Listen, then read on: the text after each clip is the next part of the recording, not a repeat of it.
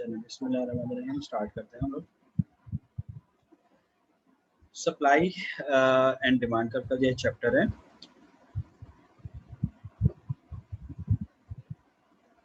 सबसे पहले डिमांड हमें पता होना चाहिए डिमांड क्रिएट किस तरह से होती है। जैसे एक आम पर्सन है वो कहता है कि डिमांड क्रिएट कैसे होती है।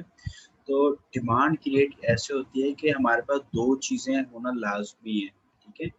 डिज़ायर या विलिंगनेस, कि हमारी किसी चीज़ की ख्वाहिश हो, किसी चीज़ की विलिंगनेस हो, और सेकंड उसकी एबिलिटी टू बाय और प्रोड्यूस दिस सर्विस, कि उस चीज़ को खरीदने की एबिलिटी भी हो। अगर हमारे जहन में कोई एक माइंड बना हुआ है कि हमने कोई एक चीज़ खरीदनी है, या हमारे जहन में कोई एक चीज़ इस्तेमाल करनी है और उसकी यानी इस्तेमाल करनी है, उसको सोचना है, तो दैट इज़ कॉल्ड विलिंगनेस। हमारे लिए जैसे मिसाल के तौर पे I want to buy a book, मैंने बुक खरीदनी है, मैं सोच रहा हूँ खरीदनी है, और अब मेरे पास बुक खरीदने के पैसे भी हैं, ठीक है। यानी मेरे पास इतनी कैपेसिटी है कि मैं उस बुक को खरीद सकूँ, एबिलिटी है मैं उस बुक को खरीद सकूँ। So this that is why the demand is created.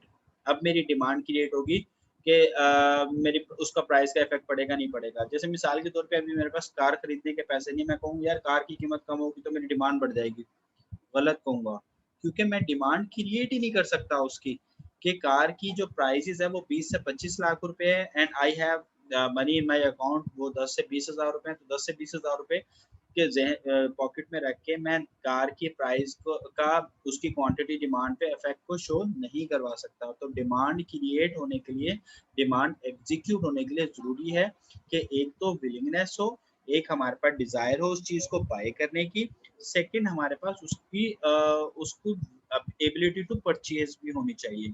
तो ये दो चीजें जब एग्जिस्ट करेंगी, नंबर एक डिजायर, नंबर दो एबिलिटी टू बाय, तो दो चीजें एग्जिस्ट करेंगी देन डिमांड क्रिएट होगी।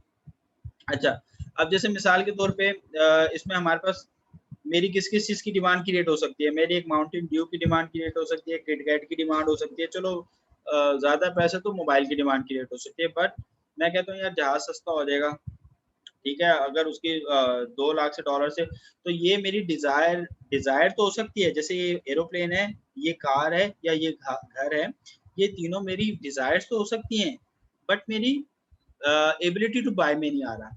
लेकिन एक और चीज, अब जैसे किटकैट है, अब मेरे पास मिसाल के तौर पे 200 या 300 रुपए रखे हुए हैं, अब मैं किटकैट खरीदना नहीं चाह रहा, तो ये मेरे पास बाइंग टू परचेज तो है, मैं बाय कर सकता हूँ। इस वक्त मेरी डिजायर नहीं है कि किटकैट खरीदूं या मैं खाऊं या उसको जो कुछ मर्जी करूं। तो ये क्या है, ये किटकैट इस वजह से मेरी डिमांड नहीं है कि मेरी यहाँ पर विलिंगनेस नहीं है। ये बाकी ये जो तीन चीजें हैं, घर, कार और एरोप्लेन, ये मेरी डिमांड इस वजह से नहीं है कि मेरे पास बाइंग टू परचेज नहीं है, हाउ टू बाय मैं नहीं बाय नहीं कर सकता, एबिलिटी टू परचेज नहीं है, लेकिन मेरे पास इस वक्त इसकी वो है, क्या कहते हैं, डिजायर है। तो इसलिए डिजायर डिमांड क्रिएट करने के लिए इन दोनों चीजों का होना जरूरी है। सेकंड आ जाता है,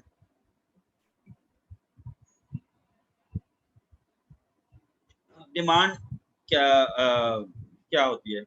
अब जैसे यहाँ पर हम अज्यूम करते हैं, डिमांड लॉ क्या होता है।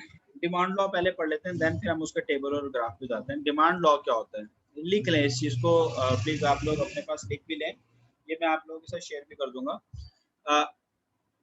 If other factor remain constant, if other factor remain constant, quantity demand has an inverse relationship with price. If price increases, then quantity demand decreases, and with a decrease in price, quantity demand increases. कि अगर कीमत बढ़ेगी तो quantity demand कम हो जाएगी, कीमत कम होगी तो क्वांटिटी डिमांड में इजाफा हो जाएगा। If other factor remain constant, यानी अगर हम अजम्पशंस को अपने जहन में रखेंगे तो ये लॉ अप्लाई होगा, अदरवाइज ये लॉ अप्लाई नहीं होगा। अब आते हैं हम टेबल पर।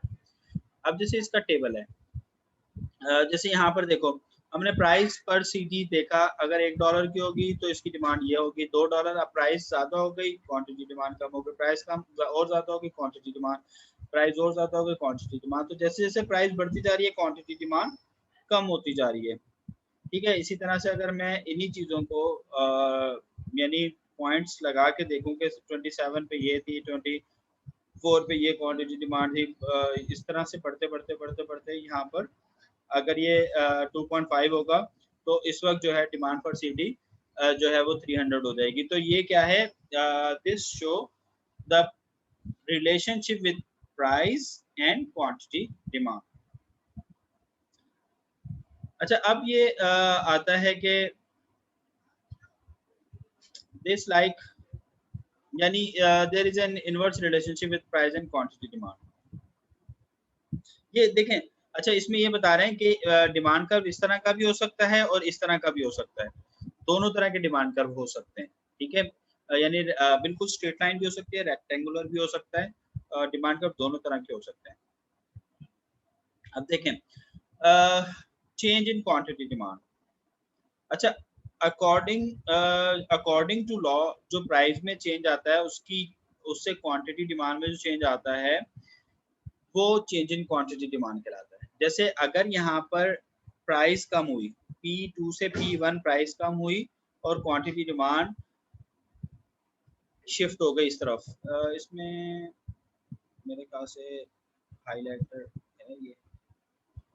ठीक है, अब देखें जैसे ये प्राइस कम हुई P1 से बढ़ के, चले मैं प्राइस P1 से बढ़ के P2 हो गई, तो P1 पर जो प्राइस थी वो QD क्वांटिटी 1 थी। अब जब प्राइस बढ़ के P2 हो गई तो क्वांटिटी डिमांड जो है वो कम होके QD2 हो गई। तो जैसे जैसे जैसी कीमत बढ़ी क्वांटिटी डिमांड कम हो गई। ये चीज हमने पहले भी देखी थी ना कि जैसे जैसे प्राइस पर सीडी बढ़ती जा रही थी तो क्वांटिटी डिमांड फॉर सीडी जो है वो कम होती चली जा रही थी। जैसे 2.5 पे 300 उसकी पहुंच गई थी। तो इस तरह हम बहुत सारी चीजें होती हैं कि चूंकि वो महंगी हो रही होती है इसलिए हम उसकी क्वांटिटी डिमांड को कम कर देते हैं। अकॉर्डिंग टू लॉ हमारी ये साइकोलॉजिकल इशू है कि जो चीज महंगी होती है हम उसे कम खरीदते हैं, जो चीज सस्ती होती है हम निस्बतन ज्यादा खरीदते हैं। मैं ये नहीं कह रहा हूँ सारी वो खरीद लेते हैं, निस्बतन ज्यादा खरीदते हैं। तो जब चीज सस्ती होगी तो हम ज्यादा खरीदेंगे, जब चीज महंगी होगी तो हम कम खरीदेंगे। अच्छा, अब जो है चेंज इन डिमांड क्या होता है। अभी जो हमने पढ़ा था, ये वाला जो पढ़ा था ये था चेंज इन क्वांटिटी डिमांड। अब है चेंज इन डिमांड। अब चेंज इन डिमांड किस वजह से होता है कि कोई अदर फैक्टर देन प्राइस के जो चेंज आ जाता है तो वो करता है, that is called change in demand. ठीक है, अभी सिर्फ ये देख लें कि इंक्रीज इन डिमांड कैसे होगा कि पॉपुलेशन बढ़, जैसे मिसाल के तौर पे मैं इसकी बड़ी अच्छी एग्जांपल देता हूँ कि आपके घर में 2 अफराद रहते हैं, पूरे दिन में घर में कितनी रोटियां खा लेते होंगे। मिसाल के तौर पे एक टाइम का खाना खा लेते, एक टाइम का खाना खा लेते हैं। जो 2 लोग हैं वो 2 रोटियां खा लेते हैं, तो एक टाइम का खाने में 4 रोटियां इस्तेमाल होती हैं। ठीक है, बाकी जो भी सालन वगैरह यूज करते हैं। अच्छा, आपके घर में 2 और मेहमान आ गए तो क्या वही 4 रोटियों में गुजारा हो जाएगा? नहीं होगा।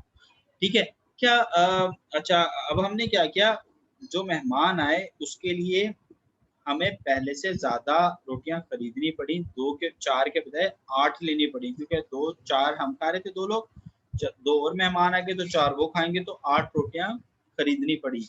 तो अब without change in price quantity demand में चेंज आ गया। किस वजह से? कि पॉपुलेशन चेंज हो गई थी, यानी आपकी पॉपुलेशन इंक्रीज हो गई थी, इसकी वजह से आपकी डिमांड में इजाफा हो गया। इसी तरह से अब वो मेहमान जाते जाते आप 2 में से भी एक को ले गए, तो अब एक बंदा पीछे बचा हुआ है, तो क्या वो 4 रोटियां खाएगा? नहीं, वो अब क्या खाएगा? वो 2 रोटियां खाएगा। तो वो 2 रोटियों खाने की वजह से क्या हुआ कि प्राइस में कोई फर्क नहीं आया, लेकिन आपकी जो डिमांड है वो कम होकर डी से D2 की तरफ आ गए। तो अब ये कौन कौन सी रीजन हो सकती हैं प्राइस चेंज की? यही उस लॉ की अजम्पशंस भी होंगी। बेसिकली जो प्राइस नॉन प्राइस डिटर्मिनेंट है ना डिमांड के, वही डिमांड लॉ के अजम्पशंस भी होंगे। लाइक सबसे पहले बायर्स इनकम। बायर्स इनकम क्या है कि बायर्स इनकम अगर बढ़ेगी तो क्या होगा? बायर्स इनकम बढ़ेगी तो हम कीमतें महंगी होंगी तब भी खरीद लेंगे। जैसे बाज़ औक़ात ऐसा होता है कि आपके पास पैसे कम होते हैं तो हम क्या करते हैं, 10 रुपए बचाने के लिए ना तकरीबन नेक्स्ट गली या 2 गलियां छोड़ के, मैं पता है वो चीज वहां सस्ती मिल जाए तो वहां से खरीद के ले आते हैं जब हमारे पास पूरे पूरे पैसे होते हैं। लेकिन जब हमारे पास लाइक फॉर एग्जाम्पल 10 रुपए का पेन आता है, ठीक है, और मेरे पास फॉर एग्जाम्पल 10 रुपए ही हैं, तो अब मैं बाहर दुकान के पास गया, वो कहता नहीं जी 15 रुपए का दूंगा मैं तो। अब मुझे पता है कि 2 गलियाँ छोड़ के या जो मेन जो होलसेल की शॉप है या जो मेन रोड पे शॉप है, वहाँ पे वो 10 रुपए का मिल रहा है, तो मैं मेन रोड की शॉप पे चला जाऊँगा वो 10 रुपए का परचेज़ करने के लिए। लेकिन अगर मेरे पास मिसाल के तौर पे ₹1000 हैं या ₹500 का नोट है, ठीक है? ₹500 का नोट है, वो कहता है मैं ₹10 का नहीं दूँगा जी, ₹15 का दूँगा। अब मेरे पास 500 का नोट है, यार गलत कर रहे हो लेकिन रख लो, अभी दो, अभी ज़रूरत है, तो इसलिए आप क्या करोगे, बायर्स की क्योंकि इनकम ज़्यादा है इसलिए वो ₹500 का भी खरीद लेगा, ठीक है? तो लिहाज़ा यहाँ पर क्या हो गया, यहाँ पर बायर्स इनकम ने अफ़ेक्ट किया डिमांड को, तो डिमांड कर्व शिफ्ट राइटवर्ड, अगर इनकम बढ़ जाएगी तो शिफ्ट राइटवर्ड हो जाएगी। जैसे यहाँ पर जैसे देखो, बायर्स की इनकम बढ़ी तो demand curve shift rightward, buyers की इनकम कम हुई तो डिमांड कर्व शिफ्ट डाउनवर्ड। बस ये आप लोगों ने समझना है, इसको लिखने या याद करने की जरूरत नहीं है, सिर्फ समझने की जरूरत है। ये एक्सप्लेन किया हुआ है लेकिन इसको बनाना नहीं है, राइट अप नहीं करना। जस्ट आप इसके 5 पॉइंट्स भी लिख देंगे ना, कि बायर्स इनकम है, प्राइस ऑफ सब्स्टिट्यूट है, ये 6 पॉइंट्स भी लिख देंगे, इनफ है। ये नेक्स्ट स्लाइड जो है जस्ट उसको समझाने के लिए। अच्छा, अगर इसी तरह से क्लियर हो गया बायर्स इनकम क्या होगा, बायर इनकम बढ़ेगी तो डिमांड बढ़ेगी, बायर इनकम कम होगी तो डिमांड शिफ्ट कम हो जाएगी। अच्छा, इसको अगर मैं इस तरह से दिखाऊं कि जैसे बायर इनकम बढ़ी, demand shift rightward, buyer income कम हुई तो डिमांड शिफ्ट लेफ्टवर्ड। इसी तरह से अब सेकंड आ गया price of substitute goods. Price of substitute goods कैसे, कि जैसे पेप्सी और कोका कोला बड़ी अच्छी एग्जांपल है। अगर मिसाल के तौर पे पेप्सी जो है वो इस वक्त 30 रुपए की मिल रही है जो बॉटल है, और कोका कोला कहता है जी मैं 40 की बेचूंगा, तो कोई कोका कोला खरीदेगा? बहुत कम लोग होंगे जो उसको खरीदेंगे। 99% लोग क्या करेंगे, पेप्सी पीना शुरू कर देंगे, क्योंकि वो 30 रुपए की मिल रही है, कोका कोला 40 रुपए की मिल रही है, लिहाजा कोई भी कोका कोला नहीं खरीदेगा। तो जब भी आप देखेंगे कोका कोला की प्राइस जो हर बॉटल की चाहे वो 250 ml हो, चाहे वो 500 ml हो, चाहे वो 1 लीटर हो, चाहे 1.25 लीटर हो, 1.5 लीटर हो, 2 लीटर हो, 2.25 लीटर हो, कोई सी भी देखेंगे दोनों की प्राइस सेम होती है। उस प्राइस सेम होने की वजह क्या है, कि both are perfect substitute of each other. कि अगर कोई एक चीज अपनी कीमत बढ़ाएगा ना तो लोग दूसरी तरफ शिफ्ट हो जाएंगे। अब जैसे पेप्सी, देखें जब भी रमजान आता है ना, तो कोई ना कोई एक ले आता है कि भाई 5 रुपए की बचत, कोका कोला में 5 रुपए की बचत, तो पेप्सी उसके बदले में क्या करता है, पेप्सी भी कहता है कि 5 रुपए की हमने बचत दी, और इसके साथ एक इनाम भी रख दिया कि जी 2 लोग हज पे जाएंगे और 2 लोग उम्रे पे जाएंगे, तो इस तरह का कोई एक पैकेज निकाल देते हैं। तो इसी तरह क्या होता है कि जैसे पेप्सी ने कहा कि हम बच्चों का जो लाइक फॉर एग्जांपल वो कहते हैं ज़कात वगैरह का, आप जितनी बॉटल्स खरीदेंगे उतने रुपए या उतने 5 रुपए यतीम बच्चों को जाएंगे, तो इस तरह की कोका कोला भी कोई इस तरह की ऑफर देता है। तो both are the substitute goods of each other, तो लिहाजा क्या होता है कि दोनों एक दूसरे की टक्कर में प्राइसेस भी दे रहे होते हैं और ऑफर्स भी कर रहे होते हैं। इसी तरह से ये डिफरेंट एग्जांपल्स हैं कि ये भी कॉफ़ी है, ये भी कॉफ़ी है, दोनों एक दूसरे का सब्स्टिट्यूट गुड्स हैं। इसी तरह ये स्ट्रॉबेरी है, ये ब्लूबेरी है, तो ये भी एक दूसरे का सब्स्टिट्यूट कंसीडर, जैसे चिकन और बीफ एक दूसरे का सब्स्टिट्यूट कंसीडर किया जाता है। जैसे अभी बीफ ज़्यादा डिमांड हो गई थी क्योंकि चिकन 500 रुपये केजी हो गया था, तो लिहाजा लोगों ने बीफ खाना शुरू कर दिया। और फिर उसकी वजह से क्या हुआ कि डिमांड खुद ब खुद शिफ्ट हो गई सब्स्टिट्यूट गुड पे, कि प्राइस ऑफ सब्स्टिट्यूट गुड महंगी हो गई थी, तो लिहाजा लोगों ने चिकन छोड़ के बीफ पे गए, लेकिन बीफ भी निस्बतन थोड़ा सा महंगा हो गया। तो वो हुआ किस वजह से था, कि because both goods are substitute goods. हम ये तो नहीं कहेंगे चिकन और बीफ एक दूसरे का परफेक्ट सब्स्टिट्यूट है, but it is the substitute good. Okay, market size बढ़ेगी तो डिमांड भी बढ़ेगी, मार्केट साइज कम होगी तो डिमांड भी कम होगी। जैसे अगर आप मिसाल के तौर पे इंटरनेशनल जो एक्सपोर्टर्स हैं, तो एक्सपोर्ट के लिए क्या है कि आपके पास जो मार्केट साइज है वो 7 अरब का है, 7 बिलियन का है, लेकिन अगर कोई छोटी दुकानदार देखेंगे तो उसके पास एक ही गली होती है, तो वो उसकी मार्केट साइज कम होता है, तो लिहाजा वहाँ पे वो कम सप्लाई अपने पास रखता है, कम क्वांटिटी चीजें अपने पास प्रोड्यूस कर रहा होता है। देन आता है कंज्यूमर टेस्ट जो होता है वो भी आल्सो अफेक्ट करता है मार्केट डिमांड पे, कि अभी जो है गर्मियां हैं, गर्मियों में हम ठंडा पानी कोल्ड ड्रिंक को ज़्यादा फेवर करते हैं, कंज्यूमर का टेस्ट इस तरफ चला जाता है। लेकिन सर्दियों में हम ज़्यादा, हमारा जो टेस्ट है वो ठंडे के बजाय गर्म की तरफ होता है, तो हम कॉफ़ी और चाय का इस्तेमाल करना शुरू कर देते हैं। तो जो ये है टेस्ट अफेक्ट करता है डिमांड को। तो इस तरह से ये कह सकते हैं कि और सेकंड ये कि देखें टेस्ट को मोल्ड करने के लिए क्या करते हैं कि ये एग्रेसिव एडवर्टाइजमेंट करते हैं। जो बड़ी-बड़ी कंपनीज होती हैं वो एग्रेसिव एडवर्टाइजमेंट करती हैं कि जैसे मिसाल के तौर पे हर 2 मिनट बाद यूफोन का वो ऐड आ रहा होता है, हर 2 मिनट के बाद इजी पैसा का, तो भाई देख लिया इजी पैसा, पता लग गया यूफोन में ये 600 रुपए का पैकेज है, लेकिन हर 2 मिनट के बाद देने की जरूरत क्या है? Because they are creating our taste like that. कि पहले हम लोग क्या करते थे, 100 रुपए का बैलेंस डलवाते थे, 100 रुपए का बैलेंस डलवाया, 200 रुपए का डलवाया और उसके बाद यार बस करो, 200 रुपए बहुत खर्चा हो गया। अब क्या होता है, वो कहते थे 500 रुपए का डलवाओ या 600 रुपए का डलवाओ, जान छुड़ाओ। अब क्या किया उन्होंने, हमारा 100 रुपए या 200 रुपए का खर्चा एकदम 600 तक बढ़ा दिया। अब मोस्टली हम लोगों में से ज्यादातर 600 का एक हम कार्ड डलवा लिया। अब 600 के कार्ड में से हम मैक्सिमम भी 100-200 मिनट खर्च कर दूंगे, इससे ज्यादा मिनट खर्च किससे बात करें? ठीक है, क्योंकि व्हाट्सएप आ गया, हर किसी के घर में वाईफाई है, हर कोई व्हाट्सएप इस्तेमाल कर रहा होता है। तो अब होता ये कि वो यानी इस्तेमाल करने का फायदा नहीं रहता, मतलब वो हमारे लिए यूजर, लेकिन वो हमारा टेस्ट क्रिएट करने के लिए, हमारे अपने से अटैच में रखने के लिए हर 2 मिनट बाद एक ऐड दे रहे हैं। तो this show the consumer taste, this affect the consumer taste. Then आ जाते हैं कंज्यूमर एक्सपेक्टेशन। कंज्यूमर एक्सपेक्टेशन, अगर किसी चीज की कीमत फ्यूचर में बढ़ रही होती है तो डिमांड क्रिएट हो जाती है, अगर फ्यूचर में कम हो रही है तो डिमांड कम हो जाती है। जैसे अभी कुर्बानी आ रही है, अब जानवर लेने जाएंगे ना, तो जो जानवर लाइक फॉर एग्जांपल 6-7 हज़ार रुपए में सत्ते का बकरा मिल रहा था, अब वो 10 हज़ार में देंगे। क्यों?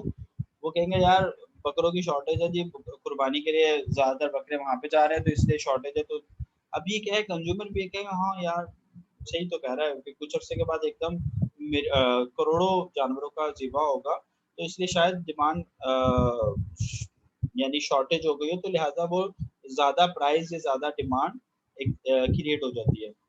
ठीक है, इसी तरह से जब हमारे पास फ्यूचर में लाइक फॉर एग्जांपल मोबाइल कोई नया मॉडल आ रहा होता है, तो नए मॉडल की वजह से क्या होता है कि जो लेटेस्ट वर्जन की वजह से जो ओल्ड वर्जन होता है ना, तो उसकी डिमांड एकदम कम हो जाती है कि भाई नए मोबाइल के अंदर जाहिर बात है नए फीचर आएंगे, नई इनोवेशन आएंगी, नई चीज़ें आएंगी। तो वो नई चीज़ों की वजह से हमने क्या किया, पुरानी ओल्ड फैशन जो था वो उसको हमने पीछे कर दिया। देन आता है कॉम्प्लीमेंट कोड्स। कुछ चीजें होती हैं जो एक दूसरे के साथ इस्तेमाल होती हैं, ठीक है, अदरवाइज वो एक दूसरे के साथ कॉम्प्लीमेंट्री होती हैं। जैसे मिसाल के तौर पे टीवी और रिमोट। अच्छा रिमोट जो जो है, रिमोट का टीवी के बगैर कोई काम ही नहीं है। अब मिसाल के तौर पे कोई एक बंदा रिमोट ले, टीवी ना हो, तो वो उस रिमोट का करेगा क्या?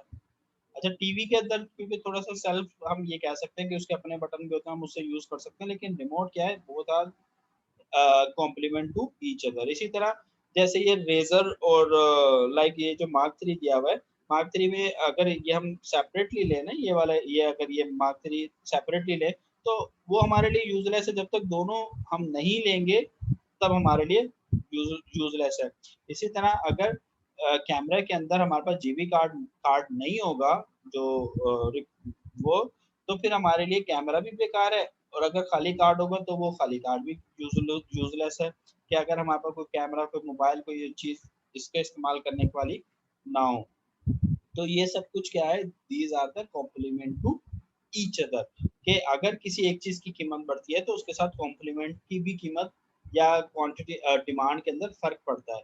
कि जैसे अगर गाड़ियां महंगी हो रही हैं तो टायर भी महंगे हो रहे हैं, गाड़ियों की डिमांड बढ़ी है तो टायरों की भी डिमांड बढ़ी है, गाड़ियों की डिमांड कम हो रही है तो टायरों की भी डिमांड कम हो रही है।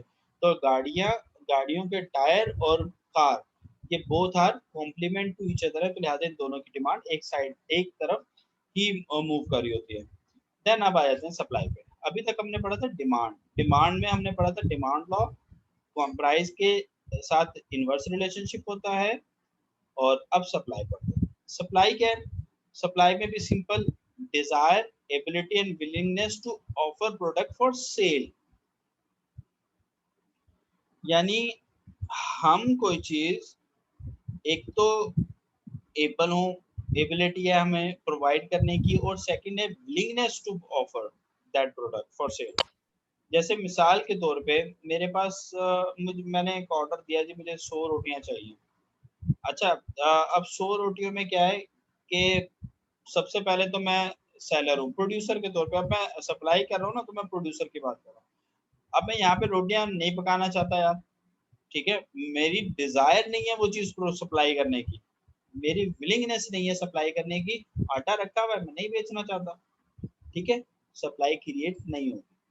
अच्छा, दूसरी बात यह है कि मैं बेचना चाहता हूँ, मेरे पास आटा नहीं है, एबिलिटी नहीं है, विलिंगनेस तो है सप्लाई करने की, एबिलिटी नहीं है, तो भी सप्लाई क्रिएट नहीं होगी।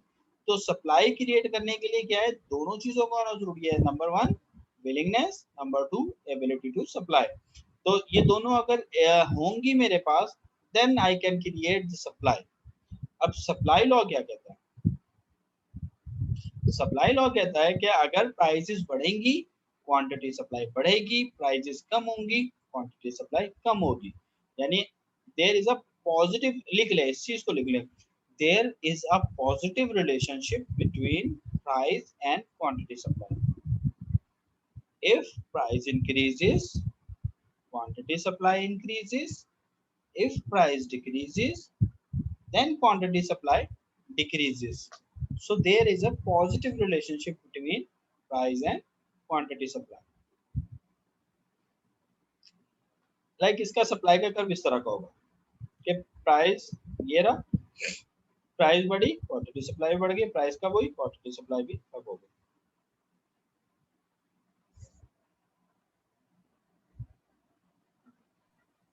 सर इसकी जरा एग्जांपल आप दे सकते हैं? हाँ बिल्कुल दे सकते हैं, जैसे एड द कि प्रोड्यूसर मतलब है। प्राइस बढ़ गई तो मतलब मेरे हिसाब से इनवर्स रिलेशन होना चाहिए कि वो देखें सप्लाई जैसे भी कम होनी चाहिए। मिसाल के तौर पे अगर किसी भी चीज की कीमत होती है, इस वक्त मैं सेलर हूँ, मैं कंज्यूमर नहीं हूँ। देखें ये चीज बहुत सारे लोग मिक्स करते हैं आपस में कि मैं सेलर हूँ कंज्यूमर नहीं हूँ। तो इसलिए क्या होता है कि क्योंकि मैं सेलर हूँ इसलिए मैं अपनी मार्केट प्रोडक्ट को सेल करना चाह रहा हूँ, तो कीमत बढ़ेगी तो मैं सेल करूंगा और ज्यादा सेल करूंगा, और कीमत कम होगी तो मैं कम सेल करूंगा। ठीक है, तो सेलर तो ये देखता है ना कि कीमतें बढ़ेंगी तो मेरा प्रॉफिट बढ़ेगा, मेरा मार्जिन बढ़ेगा तो मैं बेच दूंगा। अब जैसे मिसाल के तौर पे मैं कोई सब्जी लेके जा रहा हूँ, तो कोई ज्यादा कीमत लगाएगा तो मैं ज्यादा सब्जी बेच दूंगा, और कम कम कीमत लगाएगा, जैसे मैं बात का तो होता है ना कि भाई मैंने आलू लेना है, वो कहता है जी 30 रुपए किलो है, मैं कहता नहीं 20 रुपए लगा दो, 20 रुपए में वो नहीं देता, हालांकि वो 20 रुपए के में दे सकता है, ठीक है, लेकिन नहीं देता, क्यों नहीं देता कि भाई उसको प्रॉफिट नहीं हो रहा उस पर, तो वो प्रॉफिट ना होने की वजह से मुझे सेल नहीं कर रहा होता। So there is a positive relationship between price and quantity supply. अच्छा, अब देखें जैसे यहाँ पर भी ये बता रहा हूँ कि प्राइस बढ़ी P1 से P2 हुई, क्वांटिटी सप्लाई भी Q1 से Q2 हो गई। यहाँ पे सप्लायर सेलर के पॉइंट ऑफ व्यू से देखें कि सेलर प्राइस बढ़ी है तो क्वांटिटी सप्लाई बढ़ा रहा है, प्राइस कम हो रही है तो क्वांटिटी सप्लाई भी कम हो रही है। अच्छा, अब सप्लाई, शिफ्ट इन सप्लाई, अब इसमें भी कुछ अजम्पशंस होती हैं जिसकी वजह से सप्लाई का पूरी की पूरी शिफ्ट हो जाती है कि प्राइस में चेंज किए बगैर आपके प्राइस, जैसे मिसाल के तौर पे अगर मैं इसमें देखूं, ये जो है यहाँ पर ये यानी प्राइस, अगर मैं इसको यहाँ पे फिक्स रखूं यहाँ पर, अब देखो प्राइस वही है, एक दफा क्वांटिटी सप्लाई इतनी हो गई, एक दफा, अब देखो इसी प्राइस पे, इसी मिसाल के तौर पे $2 प्राइस है, $2 प्राइस है, $2 प्राइस पे ये क्वांटिटी सप्लाई थी, तो इंक्रीज इन सप्लाई का मतलब ये है कि सप्लाई इंक्रीज होकर इतनी हो गई। अब भाई क्यों हो गई, ठीक है, अकॉर्डिंग टू सप्लाई लॉ तो सप्लाई जब होनी चाहिए ना, जब बढ़नी चाहिए थी, जब भाई प्राइस बढ़ती तो क्वांटिटी सप्लाई बढ़ती ना, या क्वांटिटी सप्लाई कब, जब कम होती, कब कम होती, जब प्राइसेस कम होती तो फिर लोग कम बेचते। तो ये सप्लाई बढ़ क्यों गई है, तो उसकी रीजन देखने के लिए अभी हम देखते हैं क्यों सप्लाई बढ़ गई। कि सबसे पहले नंबर ऑफ प्रोडक्ट्स आ गए मार्केट में, कंपटीशन बहुत ज्यादा हो गया इसलिए सप्लाई बढ़ गई, इनपुट कॉस्ट कम हो गई, टैक्सेस कम हो गए इसलिए सप्लाई वो हो गई। इसको मैं थोड़ा थोड़ा जल्दी जल्दी करता हूँ क्योंकि 8 मिनट रह गए हैं वापस, 7 मिनट, ठीक है। जैसे नई प्रोडक्ट लॉन्च हो गई तो उसकी वजह से क्या हुआ कि नंबर ऑफ प्रोडक्ट्स बढ़ गई, हमारे पास ज्यादा ऑप्शन आ गए तो इसलिए सप्लाई बढ़ गई। इनपुट कॉस्ट कम हो गई तो सप्लाई बढ़ गई, इनपुट कॉस्ट बढ़ जाती है तो सप्लाई कम हो जाती है कि भाई पहले से रॉ मटेरियल महंगा रहा तो इसलिए हम कम सप्लाई कर रहे हैं। लेबर प्रोडक्टिविटी, अगर लेबर जैसे न्यू टेक्नोलॉजी इस्तेमाल कर रहे हैं, मोर स्किल्ड लेबर है तो सप्लाई बढ़ जाती है, और इल स्किल लेबर है तो वो सप्लाई कम होती थी। जैसे अगर आजकल हम देखें ना, पहले खड्डे सड़कें जो खड्डे खोद रहे होते थे, लेबर खोद रही होती, तो अब क्या होता है, तो एक ही मशीन लाता है और वही खड्डे खोदता जाता है और वही लेके उसमें गटर लाइन डल रही है।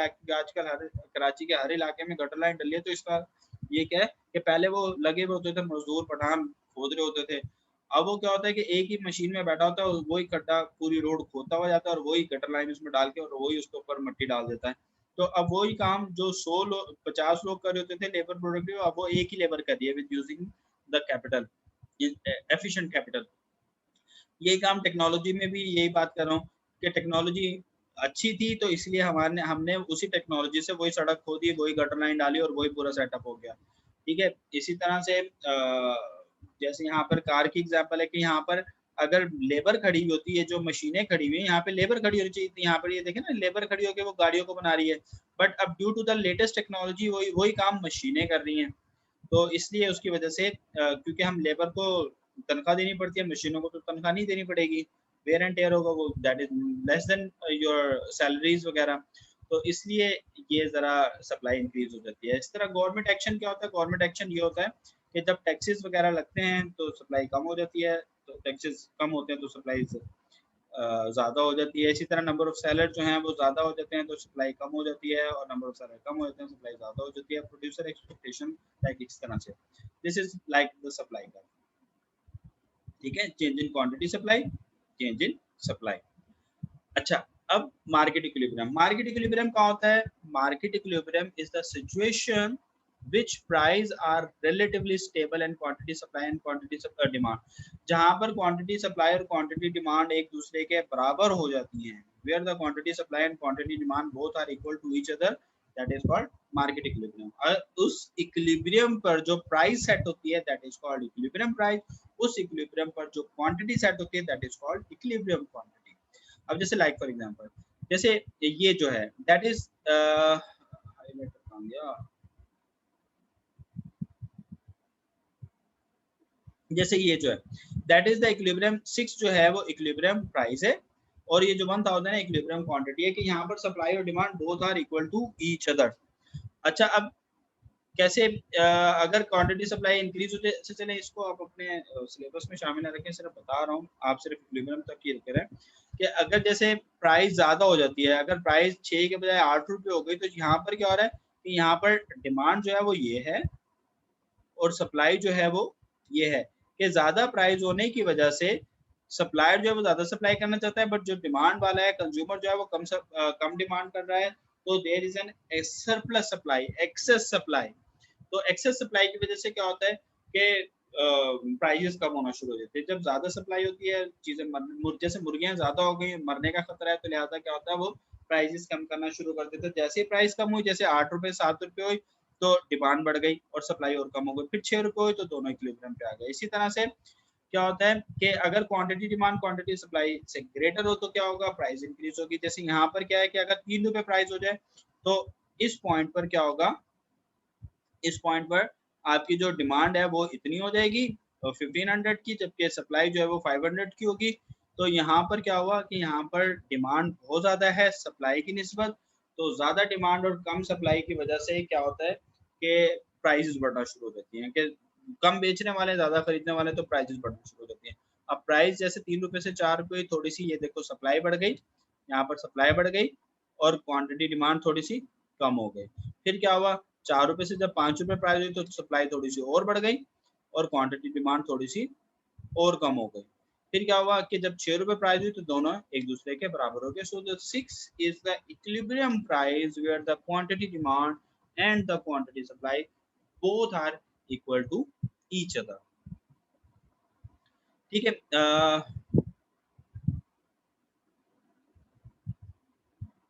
चलें ये इसको आप ऐसा करें